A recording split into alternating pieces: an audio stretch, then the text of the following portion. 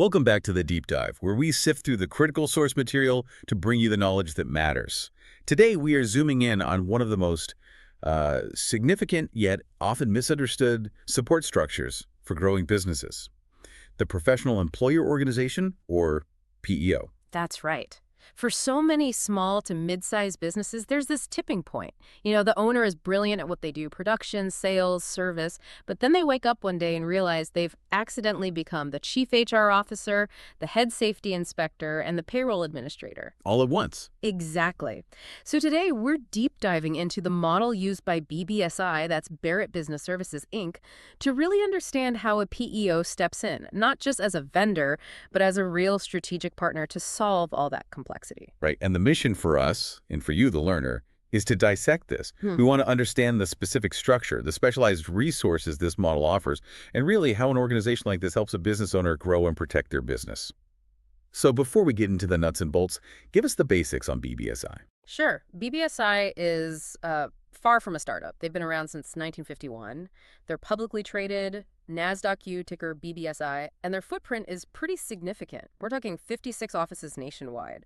They partner with over 7,500 customers across a huge variety of sectors: manufacturing, construction, trades, clerical, IT. And what's the typical customer profile? Because when you hear specialized HR, I think a lot of people immediately picture, a Fortune 500 company. That's a great point. And while they do serve companies with 300, even 500 employees, the vast majority of their client base is in that sweet spot of growth. Businesses with 100 or fewer employees. Oh, interesting. Yeah, and that tells you their focus is squarely on that ambitious small business owner who's just getting buried by administrative overhead. Okay, let's unpack the core mechanics then.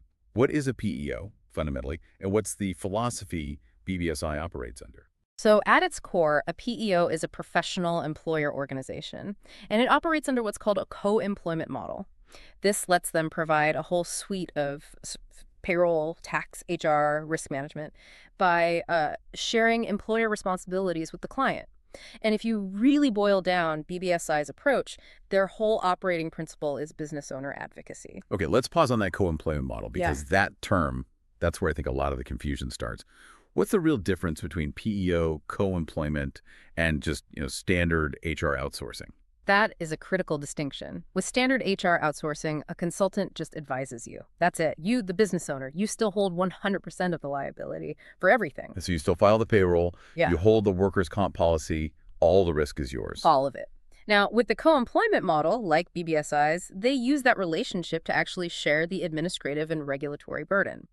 The PEO becomes the employer of record for tax purposes. They take on the responsibility for compliance, payroll filings, and they often hold the workers' comp policy.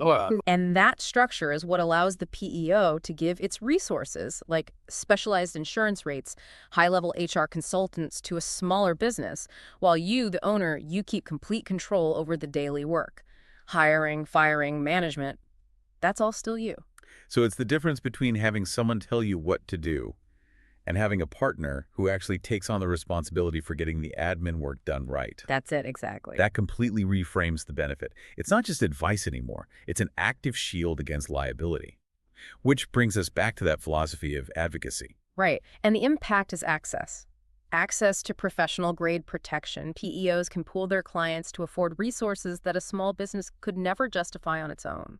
I mean, deep organizational development, cultural alignment strategies, certified HR pros, dedicated proactive risk and safety services. Things usually reserved for companies with huge internal departments. Precisely. And this kind of partnership, it translates into some really powerful anecdotal feedback that we found in the sources. Oh, absolutely. There was a client survey, and the main feedback they heard over and over again was that BBSI helps business owners sleep better at night. That says a lot. It's the emotional payoff of real protection. Yeah. And I found that one client's description of the relationship really compelling.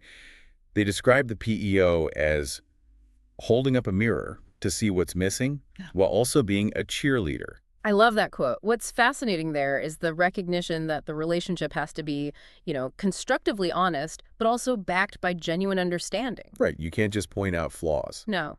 A great partner has to tell you where you're vulnerable.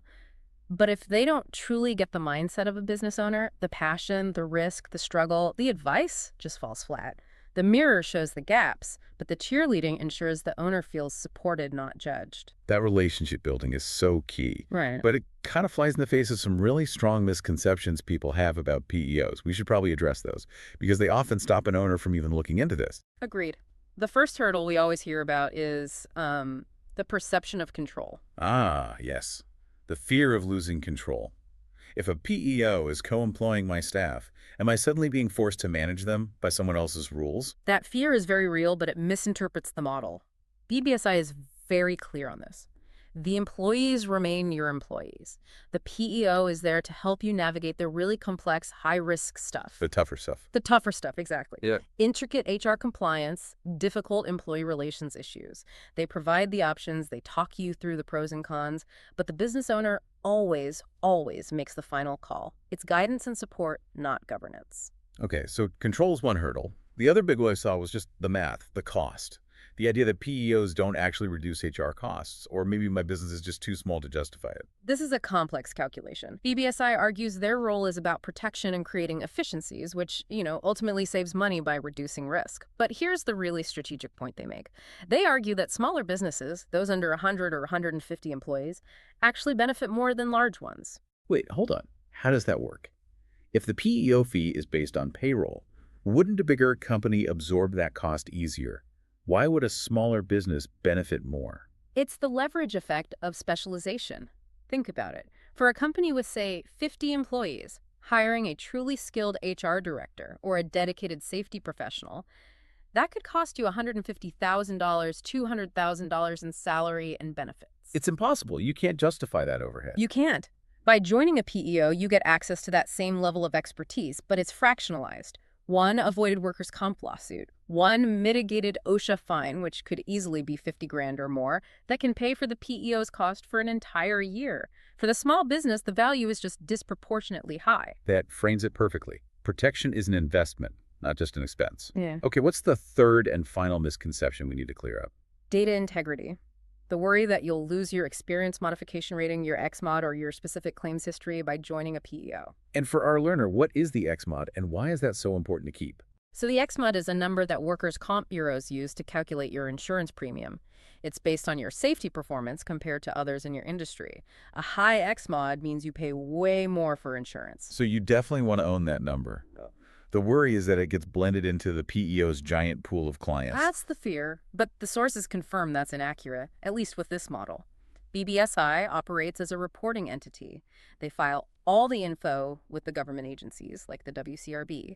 The business absolutely keeps its own XMOD, and you can get your own specific granular claim data whenever you need it. The data integrity belongs to the business. Okay. So we've set the philosophy owner advocacy, and we've debunked the big concerns: control, cost, and data. Now let's pivot to the structure that actually delivers on all this, the dedicated team. The sources really stress that this is not an 800 number experience. No, that local hands-on presence is a core differentiator for them.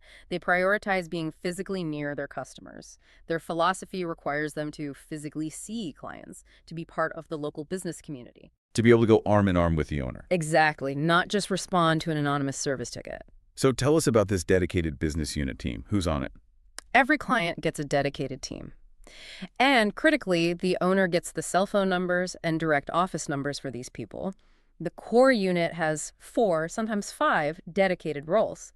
A business partner, who's the team lead, an HR consultant, a risk consultant, a data analyst for payroll, and in some offices, recruiting specialists. Let's dig into what they do, focusing on the strategic impact. Start with the business partner. Sounds like the CEO's co-pilot. That's a great way to put it. They are the strategic director. The business partner is often a former business owner themselves, or maybe a seasoned executive coach. Their job goes way beyond daily tasks. It's about understanding the owner's ultimate destination. The long game. The long game. Are you building this business to be a saleable asset in 10 years? Are you passing it to your kids? Or do you just want a thriving business so you can live a better lifestyle? They're the ones asking the tough questions about your management team, your revenue, your profit centers. Their core job is to help the owner get back to doing what they love, the high-value work, and then building a blueprint to empower the rest of the team to handle everything else. So moving the owner from the weeds of admin back to the strategy of growth. What about the HR consultant? They must be doing more than just new hire paperwork. Oh, absolutely. I mean, yes, they handle the tactical reactive stuff, the tricky disciplinary meeting, the compliance questions, but their real focus is proactive. It's about co-creating the culture. Culture co-creation, I like that. They help clients move beyond just reacting. They look at your policies for hiring, for motivating, for retaining talent. They help develop the management team to build the culture you want for the future. And the safety and risk professional, Hmm. the protector. Their impact starts day one with a physical site walkthrough. They're looking for physical risks, obviously, but also making sure compliance is met, developing the key safety programs, Like the illness injury prevention program, code of safe practices. all of that. But it's not just about, putting up a sign. It's about creating an internal safety culture. How do they do that? They look to identify and empower a safety champion inside the client's own organization, an internal leader who makes sure employees are trained and are actively watching out for one another. The goal is simple and human, making sure everyone goes home with all their fingers and toes. Hmm.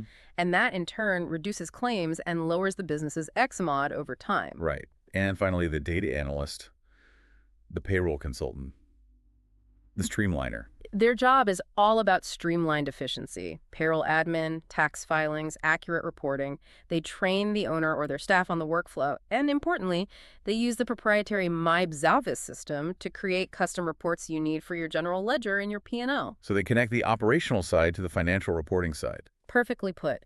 They make sure all that complex payroll data feeds seamlessly into the core financial metrics you need to track. And where they're available, the recruiter, the talent hunter, focuses on finding the right people for your key roles. That is a seriously functional local team. Okay, so let's walk through how you bring this team on board. There's a 4-step process that seems to prioritize strategy over just being a transaction. It's very meticulous. Step 1 is the discovery meeting. This is where the BBSI team just listens. They learn the owner's story, their history, their immediate pain points, and their long-term goals. And all that deep listening feeds into the next step. Right. Step 2, business analysis and proposal. After their internal analysis, the prospect gets a written proposal. It details the pricing, sure, but more importantly, it outlines a concrete game plan for the first few months. Then once that's accepted, you get to the tactical setup. Step 3. Step 3 is implementation orientation. This is the operational rollout. The payroll system gets implemented, staff get trained, and all the tactile HR stuff like new hire packets and handbooks get put in place. And then we get to the most important strategic step, which feels pretty unique. That's step 4, the deep dive. And this is key. It's intentionally done only after the first few K-rolls have run perfectly.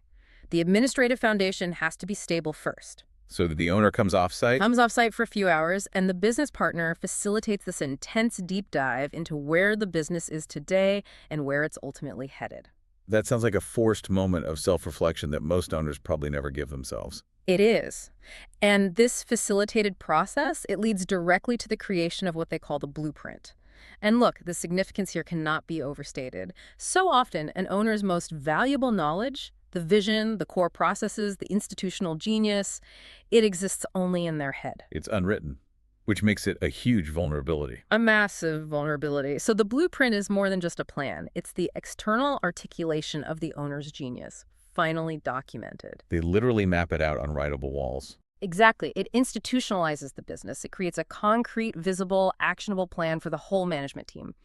And that externalization, it's crucial. It means the business can run without the owner always having to be there, which, if you ever plan to sell, dramatically increases its value as a real operational asset. That really shifts the whole thing from a transactional payroll service to this intense strategic business coaching relationship. That's the core difference. It moves the conversation from taxes to profitability and protection. So what does this all mean for the learner who's looking to scale? Let's recap the key takeaways from this local team-based approach. It means the owner gets help with 4 main things: protection from compliance risks, creating internal efficiencies, a big reduction in liability risk, and having a real strategic plan to grow the business. And the practical effect of offloading all that. At the end of the day, the ultimate function is to empower the business owner to stop wearing so many hats.